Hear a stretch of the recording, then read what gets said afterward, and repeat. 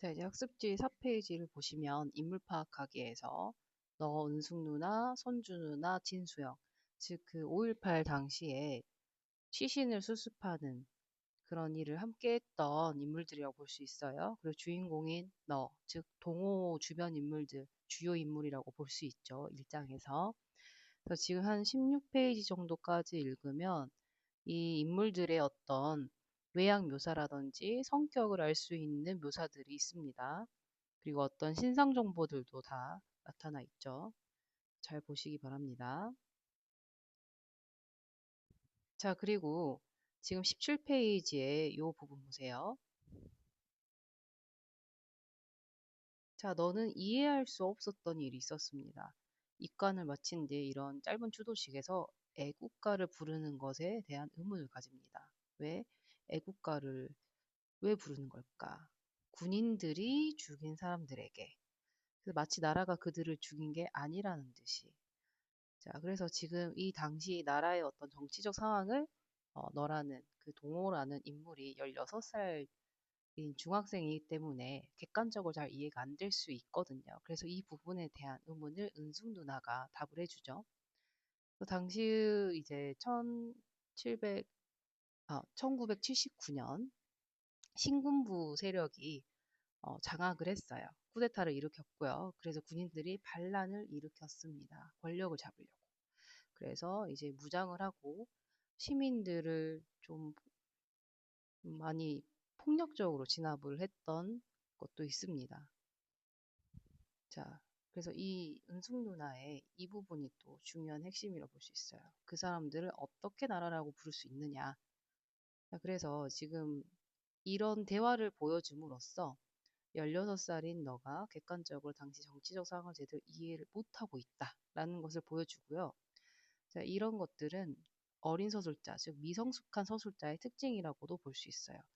자, 이렇게 잘 이해가 안 되는 서술자, 계속 의문스러움과 혼란스러운 모습을 보여주면서 당시의 정치적 상황이 그만큼 좀 상식적으로 이해하기 힘들었다라는 것을 보여주는 효과도 있습니다. 그리고 오히려 이렇게 의문을 가지는 서술자를 등장시켜서 거기에 대한 어떤 답을 해줄 수 있는 이런 은숙 누나 같은 인물과의 대화를 통해서 이런 상황을 알려줄 수 있는 거죠. 이와 관련된 내용은 학습지에서 자, 6번 보세요. 6번. 자, 6번을 보시면 이 부분과 관련돼서 문제가 나와 있죠. 그래서 답도 한번 참고하시고요. 자, 그리고 또 이어서 보겠습니다. 18페이지까지 해서 이제 너가 가지는 의문이 나와요. 자, 그리고 이제 19페이지를 보시면요. 그 진수영의 어떤 성격을 보여줄 수 있는 행동들이 묘사가 되어 있어요. 자, 진수영의 행동을 보면 필요한 것들을 부탁하면 수첩에 적어요. 꼼꼼하죠. 일 처리하는 방식이 확실합니다. 하루 안에 구해줘요. 적극적으로 행동하는 것을 맡은 일에 대한 책임감 있는 모습입니다. 이제 학습지에는 선생님이 간략하게 적었지만 사실 더 다양한 표현이 나올 수 있고요. 자, 그리고 이렇게 대인시장에서 물건을 구하는 과정에서 자, 이런 부분들 보세요. 지폐에서 거친 성금이 아직 많이 남은 데다가 도청에서 왔다고 하면 자, 도청에서 왔다라고 한다는 말을 시민들은 어떻게 이해했냐?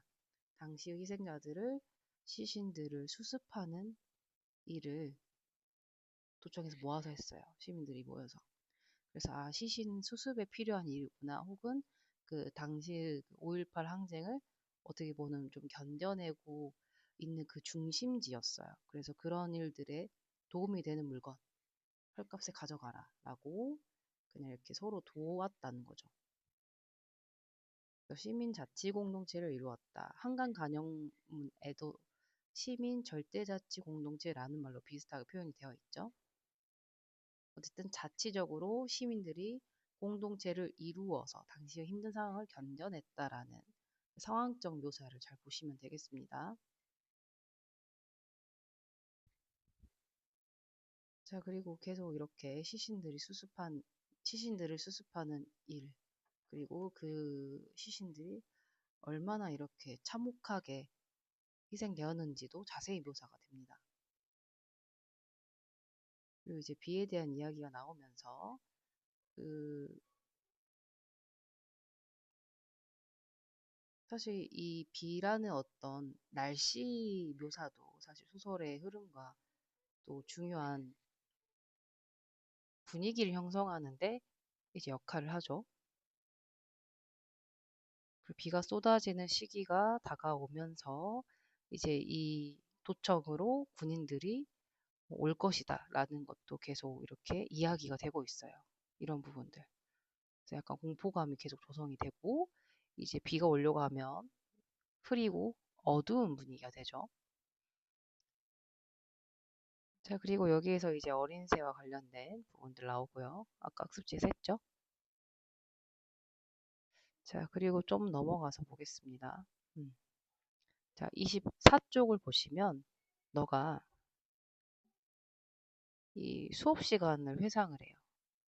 그래서 이 학교에서 16살이 경험할 만한 평범한 일상을 보여주면서 당시 그 5.18 항쟁의 상황이 평범한 일상과 굉장히 대비적으로 좀 힘든 상황이었다라는 것을 보여줍니다. 자, 그리고 지난 일요일. 자, 이런 식으로 계속 어떤 현재 시점 이야기를 쭉 하는 것이 아니라 과거의 어떤 사건을 부분적으로 회상하거나 우리에게 보여주고 있어요. 자, 지난 일요일 무장군인들이 무서워서 천변길로 내려가 걸었습니다. 그런데 앞에 있는 부부가 군인들에게 이제 많이 폭압적으로 갑자기 자 이렇게 무슨 일입니까? 영문을 몰라요. 시민이. 네, 이렇게 굉장히 어, 무자비하게 폭력을 당했어요. 그래서 그걸 본 너는 16살이잖아요. 자, 덜덜 턱을 떨며 자, 이런 부분에서 너의 어떤 심리를 묘사해 주는 거죠. 공포와 두려움이라는 어떤 심리를 느꼈고 자 그러다가 소스라치면 넌 얼굴 든다. 지금 굉장히 뭐가 놀란 거죠. 가냘픈 홀령 같은 손길이다. 혼이 어깨를 친 줄 알고 소스라치게 놀랐죠. 근데 동호야라고 너의 이름을 누군가 부릅니다. 은숙 누나였어요. 자, 은숙 누나는 이렇게 가만히 동호의 어깨를 이렇게 툭툭 건드리면서 말을 거는 성격인 거예요. 자, 그리고는 이렇게 카스텔라와 요구르트 같은 간식을 주면서 집에 가라 그래요. 집에 가라 그래요. 왜? 곧 무장 군인들이 들어온다는 소문이 있기 때문이죠. 그래서 계엄군이 오늘 밤에 들어온대. 그래서 지금 옷 갈아입는 걸 핑계로 집에 돌아갔으면 하는 은숙 누나의 마음을 보여주고 있습니다. 자, 그리고 이제 선주 누나의 어떤 성격을 보여주는 부분이 나와요. 이건 조금 더 직접적으로 묘사가 된 부분이 있어요. 몰래 다가와 어깨에 가만히 손을 얹는 성격의 사람이 아니다. 선주 누나와 은숙 누나는 함께 동호 주변 인물이지만 좀 다른 성격임을 보여주고 있죠. 자, 또렷한 목소리예요. 조금 더 이렇게 은숙 누나가 좀 더 부드럽다면 선주 누나는 좀 더 단단한 성격인 거죠. 자, 그리고 이제 좀 넘어가서 이제 어쨌든 두 누나는 어린 동호가 집에 돌아갔으면 하는 마음이 있었던 것 같아요. 계속 돌아가라 하지만 동호는 이제 거절을 하고 계속 남아 있는 거죠. 자, 그래서 선주 누나 말이 맞을지 모른다. 군인들이 정대를 실어가 묻어버렸을 수도 있다. 그러나 정대는 엄마의 말처럼 병원에선가 치료를 받고 있고 아직 의식이 없어. 집에 전화를 못하는 건지도 모른다. 자, 이런 부분에서 어떻게든 지금 정대를 찾고 싶은 너의 마음이 나타나 있어요. 자, 그리고 무장군인이 곧 들어온다고 하는데 지금 엄마와 작은 형이 동호가 돌아오지 않아서 찾으러 왔어요. 작은 형은 좀 공부를 잘 하지만 굉장히 엄한 성격인 것 같아요. 어쨌든 이 말에는 동생 동호를 걱정하는 마음이 들어가 있는 거죠.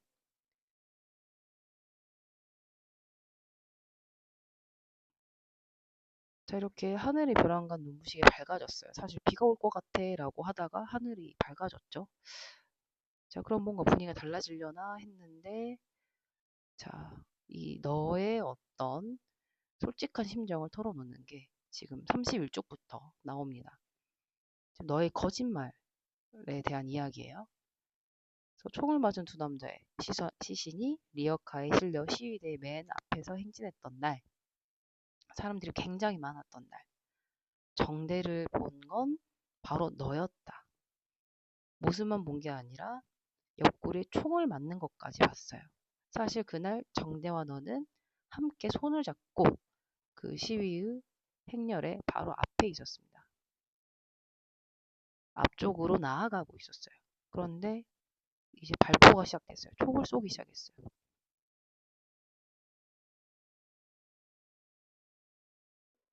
그러다가 총소리가 들리자 사람들이 아주 아수라장이 됐겠죠. 그래서 이제 사람들 속에 섞이면서 정대의 손을 놓쳤습니다.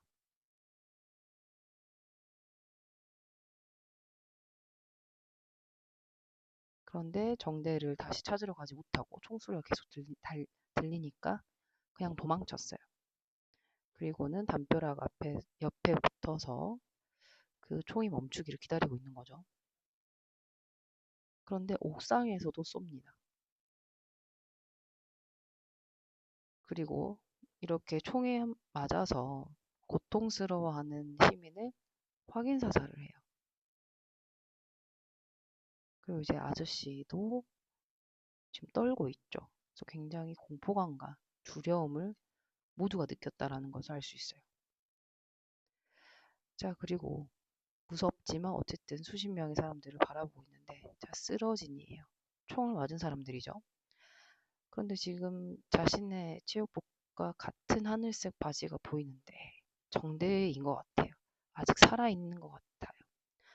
그래서 정대를 데리고 와야겠다라고 용기를 내려고 하는 순간 아저씨가 막았습니다. 그리고 그 상황에서 청년들 셋이 달려나갔어요. 그래서 쓰러진 사람들을 이제 데리고 오려고 하는데 다시 총을 쐈죠.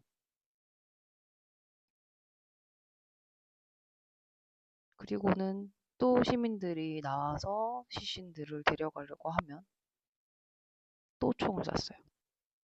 그 아저씨가 그래서 계속 못 가게 하는 거죠. 그리고는 이제 잠시 멈췄을 때 시민들이 더 이상 나오지 않았을 때 군인들은 이제 앞쪽에 쓰러진 사람들부터 끌고 가기 시작해요. 그리고는 이제 시민들도 그 뒤쪽에 있는 사람들을 데리고 오기 시작합니다. 그런데 정대는 총소리가 멈췄지만 달려가지 못했어요. 무서웠겠죠. 언제 또 총을 쏠 수 있을 수도 있고 굉장히 두려웠을 겁니다. 자, 이렇게 겁에 질려라는 부분으로 그 정대의 심리를 알 수가 있어요. 당시. 자, 그리고는 다시 그날 오후로 이제 시점이 돌아왔습니다. 아무튼 그렇게 이제 총소리가 많이 났을 거예요. 발포를 시민들에게 무자비하게 했고, 그런 상황에서도 엄마는 대인시장에 피어가게 나가 있었어요. 그러니까 그 생계를 책임을 졌던 것 같아요, 어머니께서.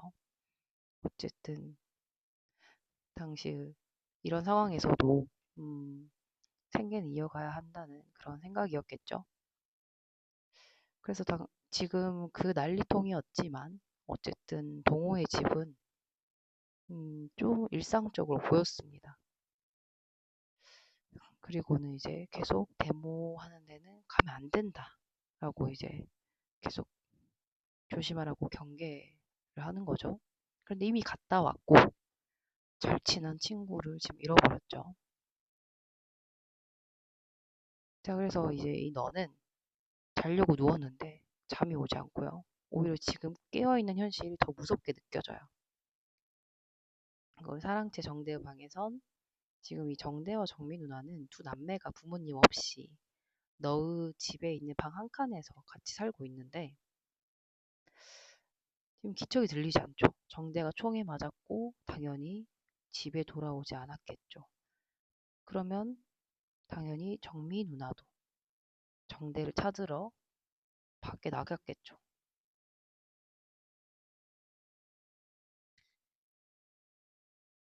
그래서 아마 저녁이 돼도 마찬가지일 것이다. 불이 켜지지 않을 것이다. 정대가 못 돌아올 것만 같은 생각이 들어요.